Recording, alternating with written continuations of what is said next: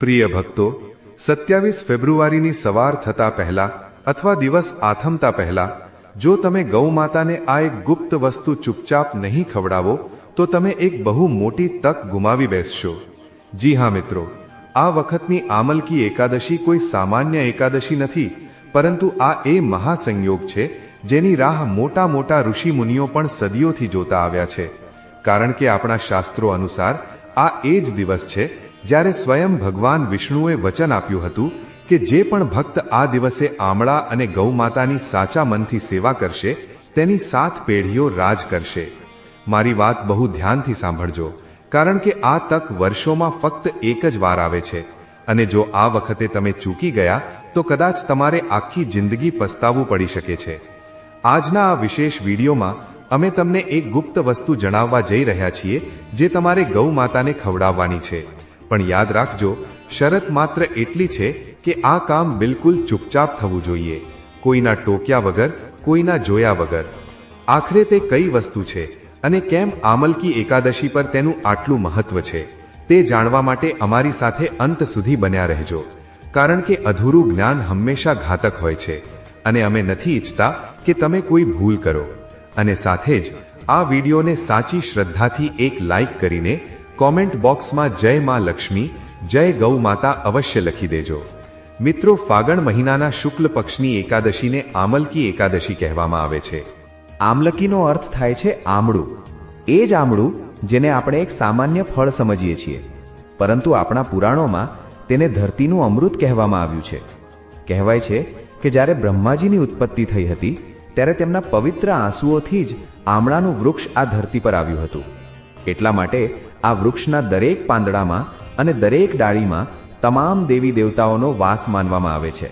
અને આ વિશેષ દિવસે જો તમે ગૌ માતાના મુખમાં તે એક ગુપ્ત વસ્તુ નાખી દો છો તો તમારા ઘરમાંથી દરિદ્રતા અને કંગાળી એવી રીતે ભાગશે જેમ સૂરજને જોઈને ગાઢ અંધકાર ભાગે છે। પરંતુ સવાલ એ ઉઠે છે કે આખરે ગૌ માતા જ કેમ, કોઈ બીજું પશુ કેમ નહીં? જુઓ મિત્રો, આપણા સનાતન ધર્મમાં ગાય માત્ર એક પશુ નથી, પરંતુ તે એક ચાલતું ફરતું તીર્થ છે। કહેવાય છે કે ગાયના શરીરમાં 33 કોટી દેવી દેવતાઓનો વાસ હોય છે। જ્યારે તમે ગૌ માતાની સેવા કરો છો ત્યારે તમે માત્ર એક જીવની સેવા નથી કરી રહ્યા, પરંતુ તમે એક સાથે 33 કોટી દેવી દેવતાઓને પ્રસન્ન કરી રહ્યા છો। પરંતુ આમલકી એકાદશીના દિવસે ગૌ માતાની ઉર્જા વધુ પ્રબળ અને શક્તિશાળી બની જાય છે। આ દિવસે ગાયના મુખમાંથી નીકળેલી દરેક દુઆ અને આશીર્વાદ સીધા વૈકુંઠ ધામ સુધી જાય છે। એટલા માટે જ આપણા ઋષિ મુનિઓએ કહ્યું છે કે આ દિવસે કરવામાં આવેલું નાનું અમથું દાન કે નાની એવી સેવા તમારા જૂનામાં જૂના પાપ કર્મોને બાળીને રાખ કરી શકે છે। હવે જરા વિચારો, જો તમારા જીવનમાં ધનની અછત છે, દેવાનો બોજ દિવસે ને દિવસે વધતો જાય છે, અથવા ઘરમાં હંમેશા કલેશ રહેતો હોય, તો તેનો સીધો અર્થ એ છે કે ક્યાંક ને ક્યાંક તમારા ગ્રહ નક્ષત્રો તમારી વિરુદ્ધ ચાલી રહ્યા છે। અને આ ગ્રહોને શાંત કરવાની તાકાત ફક્ત અને ફક્ત ગૌ માતાની નિસ્વાર્થ સેવામાં છે। પરંતુ અવારનવાર લોકો ભૂલ શું કરે છે? તેઓ સેવા તો કરે છે, પણ સાચી વિધિ અને સાચા સમયનું ધ્યાન નથી રાખતા। આજે અમે તમને એ જ સાચી વિધિ જણાવવાના છીએ જે કર્યા પછી તમારા નસીબના તાળા ખુલવા નક્કી છે। સૌપ્રથમ એ સમજી લો કે આમલકી એકાદશીના દિવસે ભગવાન વિષ્ણુ પોતે આમળાના વૃક્ષમાં નિવાસ કરે છે। તેથી આ દિવસે આમળાના વૃક્ષની પૂજા કરવી અને આમળાનું દાન કરવું એ સોનાના દાન બરાબર, એટલે કે સુવર્ણ દાન બરાબર માનવામાં આવે છે। પરંતુ જો તમારી પાસે આમળાનું વૃક્ષ નથી અથવા તમે કોઈ કારણસર પૂજા નથી કરી શકતા તો ગભરાશો નહીં, ગૌ માતા તમારા બધા સંકટો હરી લેશે। બસ તમારે આ વિશેષ ઉપાય કરવાનો રહેશે। ચાલો હવે વાત કરીએ તે ગુપ્ત વસ્તુની જે તમારે ગૌ માતાને ખવડાવવાની છે। પણ તે પહેલા એક નાનકડી કથા સાંભળી લો જે આ દિવસના મહત્વને વધુ ઊંડાણથી સમજાવે છે। પ્રાચીન કાળમાં એક રાજા હતો જેનું નામ હતું ચિત્રસેન। તે રાજા મોટો ધર્માત્મા હતો અને પોતાની પ્રજાને સંતાન સમાન માનતો હતો। પરંતુ તેના રાજ્યમાં એકવાર ભયાનક દુકાળ પડ્યો, વરસાદ ન પડ્યો અને ધરતી સુકાઈ ગઈ। લોકો ભૂખ અને તરસથી મરવા લાગ્યા। ત્યારે રાજા ચિત્રસેને એક મહાન ઋષિને આનો ઉપાય પૂછ્યો। ઋષિએ તેમને આમલકી એકાદશીનું વ્રત રાખવા અને ગૌ માતાને આમળા ખવડાવવાનું સૂચન કર્યું। રાજાએ પૂરી વિધિ વિધાનથી વ્રત રાખ્યું અને ચૂપચાપ રાતના અંધારામાં ગૌ માતાને પોતાના હાથે આમળા અને ગોળ ખવડાવ્યા। મિત્રો, આનું પરિણામ એ આવ્યું કે બીજા જ દિવસથી રાજ્યમાં મુશળધાર વરસાદ થયો અને અન્નના ભંડારો ફરી ભરાઈ ગયા. આ છે આ વ્રત અને આ ઉપાયની અસલી તાકાત. તો મિત્રો, હવે ધ્યાનથી નોંધી લો કે તમારે કરવાનું શું છે. 27 ફેબ્રુઆરીની સવારે વહેલા ઉઠીને સ્નાન કરો અને સ્વચ્છ વસ્ત્રો ધારણ કરો. બને તો પીળા રંગના કપડાં પહેરો, કારણ કે પીળો રંગ ભગવાન વિષ્ણુને અતિ પ્રિય છે અને તે ગુરુ ગ્રહને પણ મજબૂત કરે છે. ત્યારબાદ તમારા ઘરના મંદિરમાં ભગવાન વિષ્ણુ અને માતા લક્ષ્મીની વિધિવત પૂજા કરો. તેમને આમળા અર્પણ કરો. જો તાજા આમળા ન મળે તો તમે સૂકા આમળા પણ વાપરી શકો છો અથવા આમળાનું ચૂર્ણ પણ લઈ શકો છો. પૂજા કર્યા પછી તમારે તમારા હાથે એક રોટલી બનાવવાની છે. પણ ધ્યાન રાખજો, આ રોટલી સાધારણ ન હોવી જોઈએ. આ રોટલી બનાવતી વખતે તમારે તમારા મનમાં ઓમ નમો ભગવતે વાસુદેવાય મંત્રનો સતત જાપ કરતા રહેવાનો છે, જેથી તે રોટલીમાં મંત્રોની શક્તિ સમાઈ જાય. જ્યારે રોટલી બની જાય ત્યારે તેની ઉપર થોડો શુદ્ધ ગોળ રાખો અને સાથે એક આમળું રાખો.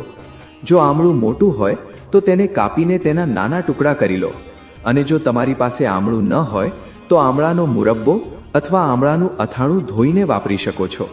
પરંતુ કોશિશ કરજો કે ફળ જ હોય. હવે આ રોટલીને તમારા બંને હાથમાં લઈને ભગવાનને પ્રાર્થના કરો કે હે પ્રભુ, મારા ઘરના તમામ સંકટો દૂર કરો, મારા માથેથી દેવાનો બોજ હટાવી દો અને મારા પરિવાર પર તમારી કૃપા બનાવી રાખો.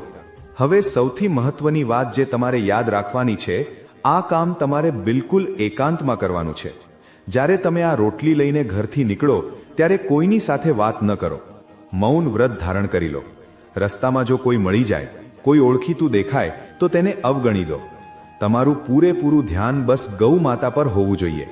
જ્યારે તમે ગૌ માતા પાસે પહોંચો ત્યારે સૌથી પહેલા તેમને દૂરથી પ્રણામ કરો અને પછી બહુ જ પ્રેમથી તે રોટલી જેમાં ગોળ અને આમળું છુપાયેલું છે તેમને ખવડાવી દો. જ્યારે ગૌ માતા તે રોટલી ખાઈ રહી હોય ત્યારે તેમના ગળાની નીચે જે લટકતી ચામડી હોય છે, જેને ગલકંબલ કહેવામાં આવે છે, તેને તમારા જમણા હાથથી ધીરે ધીરે પંપાળો અને મન હી મન તમારી મનોકામના કહો. પછી ભલે તે ધનની હોય, સ્વાસ્થ્યની હોય કે લગ્નની હોય. માનવામાં આવે છે કે ગૌ માતાના ગલકંબલમાં સાક્ષાત બ્રહ્માજીનો વાસ હોય છે અને ત્યાં સ્પર્શ કરવાથી તમારા નસીબની સૂતેલી રેખાઓ જાગી શકે છે. પણ થોભો મિત્રો, વાત અહીં પૂરી નથી થતી. આ ઉપાયમાં એક બીજી સાવધાની રાખવી પણ બહુ જરૂરી છે. અવારનવાર લોકો ભૂલ એ કરે છે કે તેઓ રોટલી ખવડાવીને તરત જ ત્યાંથી પાછા આવી જાય છે. આવું બિલકુલ ન કરો. રોટલી ખવડાવ્યા પછી ઓછામાં ઓછી 5 મિનિટ ત્યાં જ ઊભા રહો અને ગૌ માતાને નિહાળતા રહો. જો ગૌ માતા રોટલી ખાધા પછી પોતાની જીભથી પોતાના નાકને ચાટી લે અથવા જોરથી ભાંભરે એટલે કે અવાજ કરે તો સમજી લેજો કે તમારી પૂજા સ્વીકારાઈ ગઈ છે. આ એક અત્યંત શુભ સંકેત છે કે સાક્ષાત ઈશ્વરે તમારી પોકાર સાંભળી લીધી છે અને હવે તમારા સારા દિવસો શરૂ થવાના છે. હવે કેટલાક લોકો પૂછશે કે જો અમે શહેરમાં રહીએ છીએ, ફ્લેટમાં રહીએ છીએ અને આસપાસ ગાય નથી મળતી તો શું કરવું? તો મિત્રો, આનો પણ એક તોડ છે. આપણા શાસ્ત્રોમાં દરેક સમસ્યાનું સમાધાન છે. જો તમને સાક્ષાત ગાય ન મળે તો તમે કોઈ ગૌશાળામાં જઈને લીલું ઘાસ કે ચારો દાન કરી શકો છો, અથવા ગાયના નામના પૈસા કોઈ ગલ્લામાં અલગ રાખી દો અને જ્યારે મોકો મળે ત્યારે ગૌ સેવામાં લગાવી દો. પરંતુ કોશિશ એ જ કરજો કે આમલકી એકાદશીના દિવસે કોઈ દેશી ગાયને જ આ રોટલી ખવડાવવામાં આવે, કારણ કે દેશી ગાયમાં જ સૂર્ય કેતુ નાડી હોય છે, જે બ્રહ્માંડની ઊર્જાને ખેંચીને તમારા સુધી પહોંચાડે છે.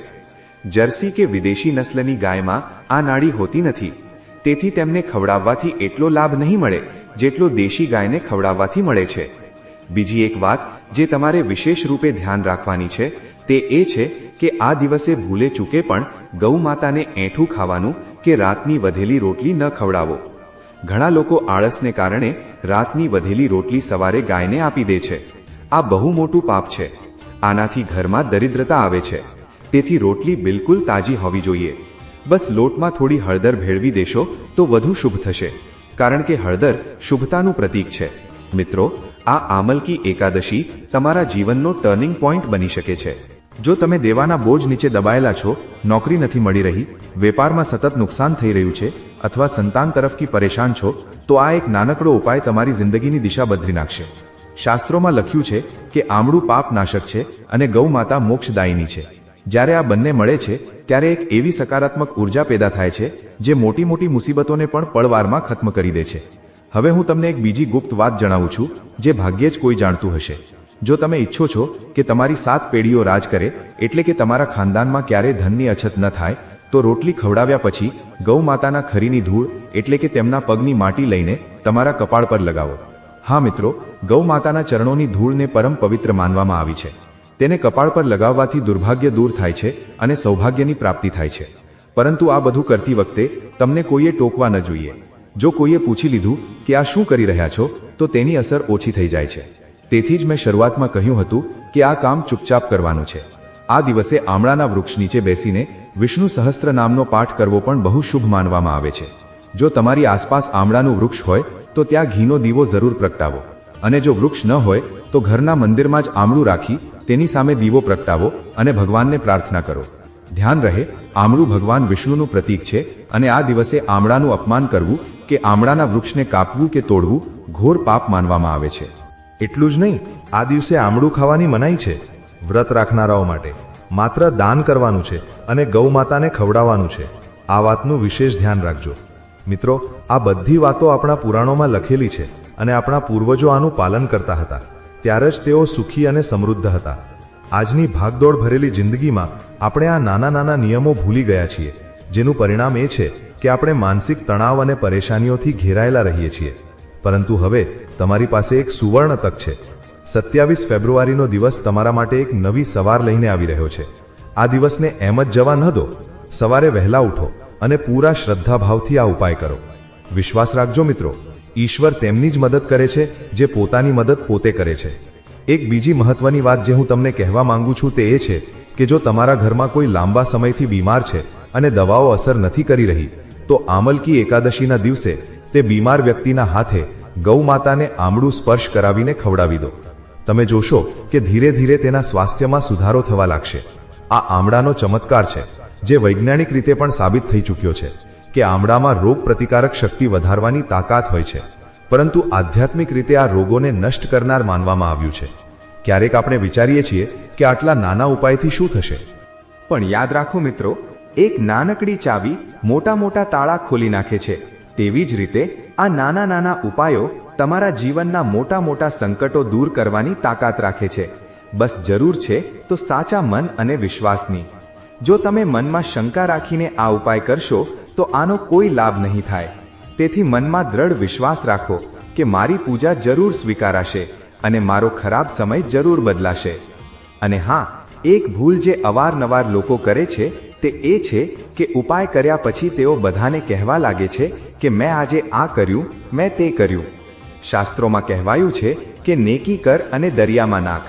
એટલે કે તમારું સારું કર્મ કરીને તેને ભૂલી જાઓ, તેનો ઢંઢેરો ન પીટો. જ્યારે તમે તમારા પુણ્ય કર્મોનું વખાણ કરો છો ત્યારે તેનું ફળ નષ્ટ થઈ જાય છે.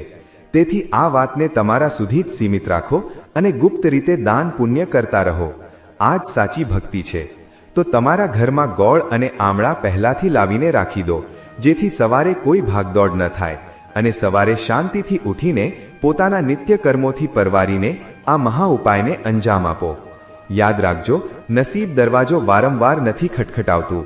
આ તક તમારા દરવાજે ઊભી છે. તેને અંદર આવવા દો અને તમારા જીવનને ખુશીઓથી ભરી દો. જતા જતા એક છેલ્લી વાત પણ સાંભળી લો.